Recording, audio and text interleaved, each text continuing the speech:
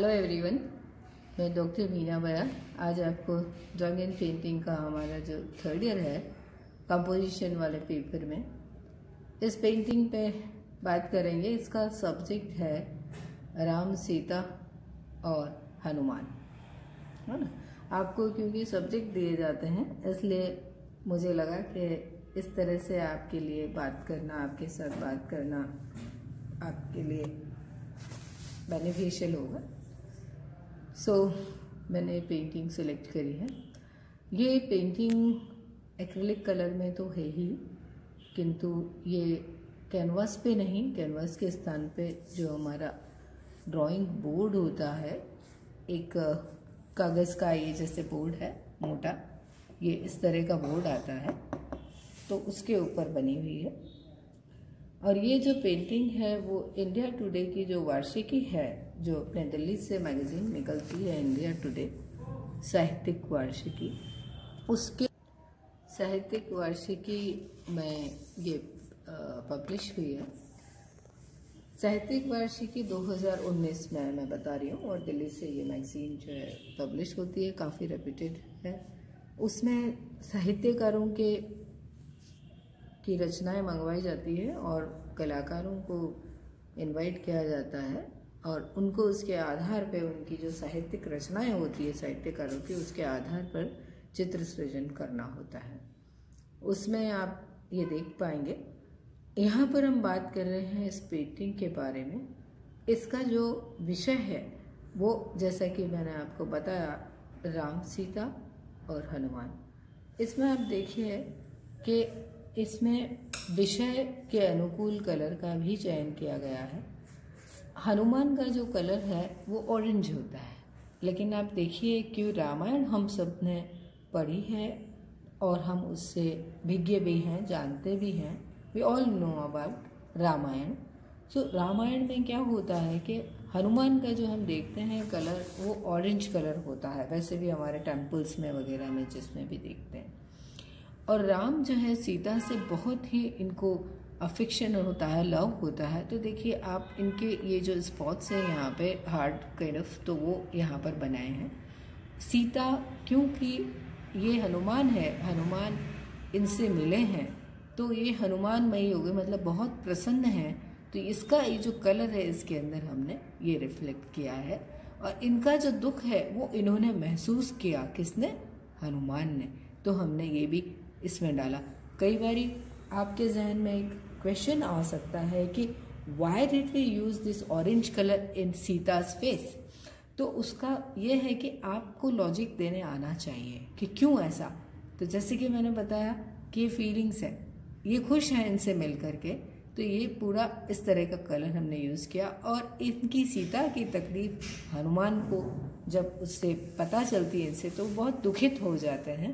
तो ये हम यहाँ पर, ये एक बहुत इनकी पूंछ है जो कि इन दोनों को जोड़ रही है ना। तो जैसे कि हम सबको पता है कि सीता को राम से मिलवाने में हनुमान का बहुत बड़ा पार्ट रहा, और रामायण का एक बहुत इम्पोर्टेंट पूरा जो पार्ट है वही इसी पे डिपेंड है। पूरे रामायण में हनुमान का बहुत बड़ा पार्ट है। अब इसके अंदर हम चाहे तो कुछ छोटे छोटे और भी कुछ ऑब्जेक्ट्स डाल सकते थे, लेकिन यदि इसी से ये क्लियर हो रहा है सब्जेक्ट तो हम और चीज़ें डालें क्यों। लेकिन ये देखिए बैकग्राउंड में हम इसको सपोर्टिव ये कुछ इस तरह के हमने छोटे छोटे फॉर्म्स डाले हैं कि एकदम से प्लेन भी ना लगे और एक उसके अंदर रिदम भी रहे और उसके अंदर जीवंतता रहे, है ना। कि इसके अंदर बहुत सारे एक्टिविटीज़ हो रही है ये लगे, क्योंकि वहाँ से सीता के पास में जब हनुमान आए तो उसके दौरान कितनी सारी चीज़ें हुई, तो वो भी इसमें कहीं ना कहीं रिफ्लेक्ट होनी चाहिए। इसको देख करके हमने इस तरह के कलर्स यूज़ किए हैं। आप देखो कि ये एक वार्म कलर है, वह बहुत गर्म कलर है, ब्राइट कलर है। इसको कंपनसेट करने के लिए फिर हमने ये लाइट कलर यहाँ पर यूज़ की। यदि ये इतना ही ब्राइट कलर यहाँ कहीं पर भी डाल दिया जाता तो ये सारी इम्पोर्टेंस इसकी ख़त्म हो जाती है इस वाले। हम इसको सीधा नहीं करके हम हमारे पेंटिंग के हिसाब से इसको फॉर्म कहते हैं। ये ठीक है समझाने के लिए एक आम आदमी के लिए कि भाई ये इसका फिगर है, ये इसका, लेकिन हमारे लिए पेंटिंग में चाहे वो किसी का भी हम आकार बनाए वो हमारे लिए फॉर्म होता है।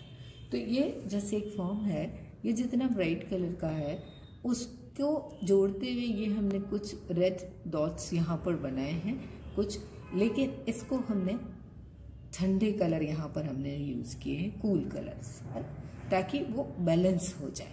तो इन सब चीज़ों का जब आप कलर कॉम्बिनेशन को लें तो विषय को भी ध्यान में रखें।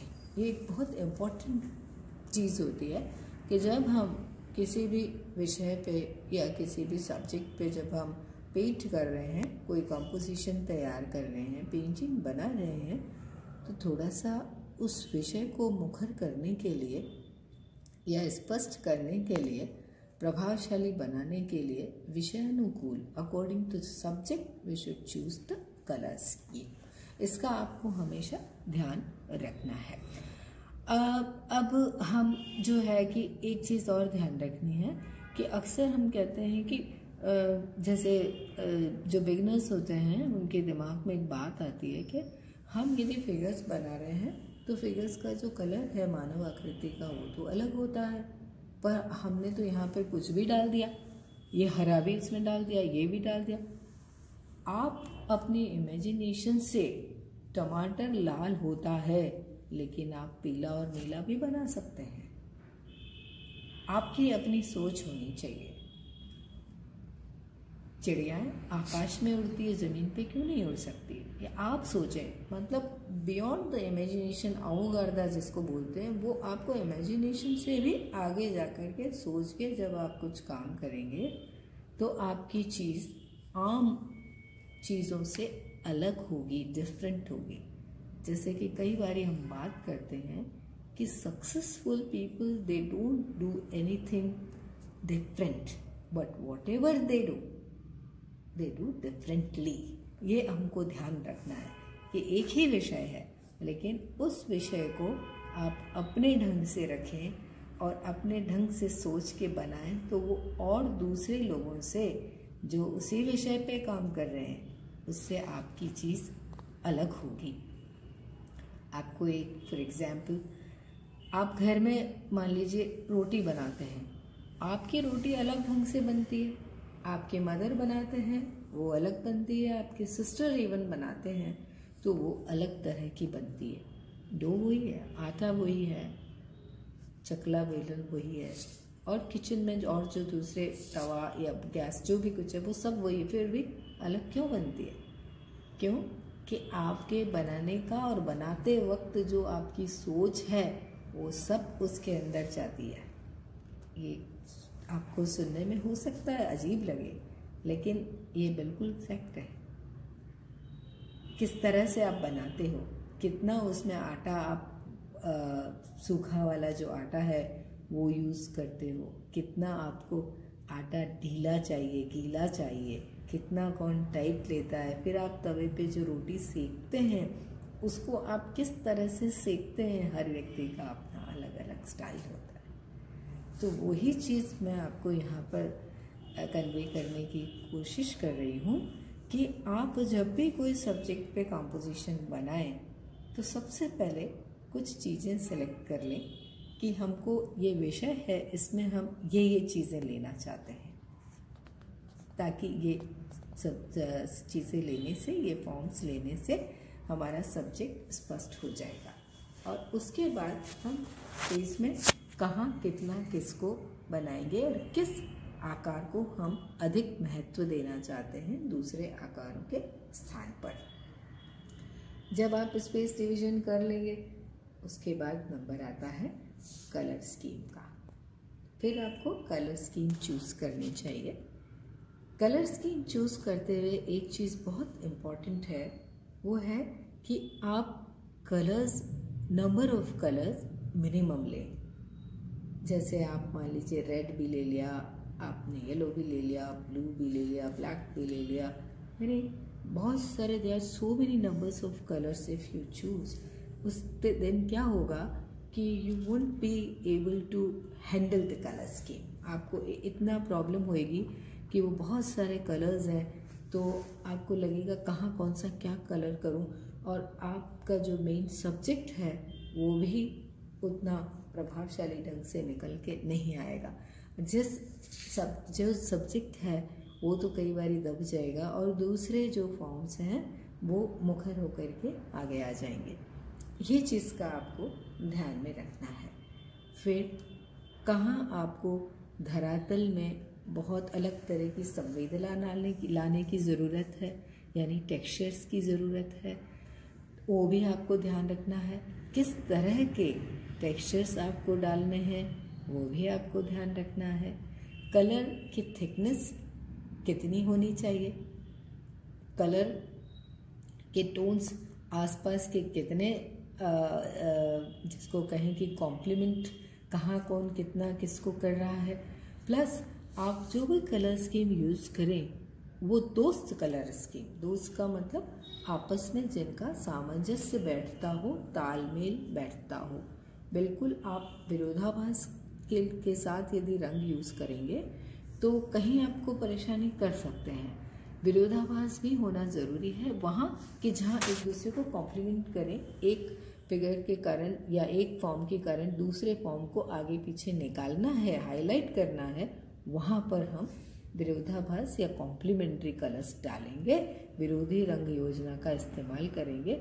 इसके अलावा हमको पूरे में दोस्त कलर यदि हम डालें तो उससे पेंटिंग में खूबसूरती भी आती है और आँखों को सुकून वो देती है। इसका मैं उदाहरण आपको इस पेंटिंग में बताती हूँ। देखिए ये ब्लू कलर है और ये ग्रीन कलर है। ग्रीन में भी आप देखिए यहाँ पर एक अलग टोन है ग्रीन की, यहाँ पर अलग है, ये यहाँ पर फिर अलग है, डिफरेंट टोन्स है, 3 और 4 काइंड्स ऑफ ग्रीन्स, है ना। फिर यहाँ पर आपको ये ब्लू कलर है, ब्लू और ग्रीन दोस्त कलर होते हैं, और ये जो पर्पल कलर है ये भी ब्लू और रेड मिलके बनता है। तो यानी ये एक दूसरे को इसमें एक रिदम भी क्रिएट करते हैं और ठंडे कलर हैं और एक दूसरे से इनमें दोस्त वाली प्रवृत्ति इसके अंदर है। उसी जगह हमने यहाँ पर ये थोड़ा कंट्रास्ट यूज़ कर लिया तो ये एकदम से निकल के आ गया।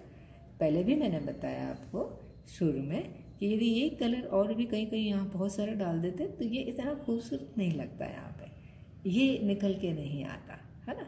और ये ब्लैक करने का, ये आपके सब्जेक्ट को क्लियर करने के लिए ब्लैक करने से ये निकल के तो आ रहा है लेकिन आँखों को चुभता नहीं है। इस जगह मान लीजिए येलो ऑरेंज कुछ कर दिया होता तो ये पेंटिंग डिस्ट्रॉय हो जाती है ना, सब खराब हो जाती। तो इन चीज़ों का आपको ध्यान में रखते हुए पेंटिंग के शुरू करते वक्त इन चीज़ों का आप ध्यान रखें। कलर स्कीम का ध्यान रखें, दोस्त कलर यूज़ करें, फॉर्म्स कहाँ पर कितना कितना बड़ा छोटा होगा, पेंटिंग हॉरिजॉन्टल बनेगी या वर्टिकल बनेगी, इन सब चीज़ों का ध्यान रखते हुए अपना काम शुरू करें। Thank you.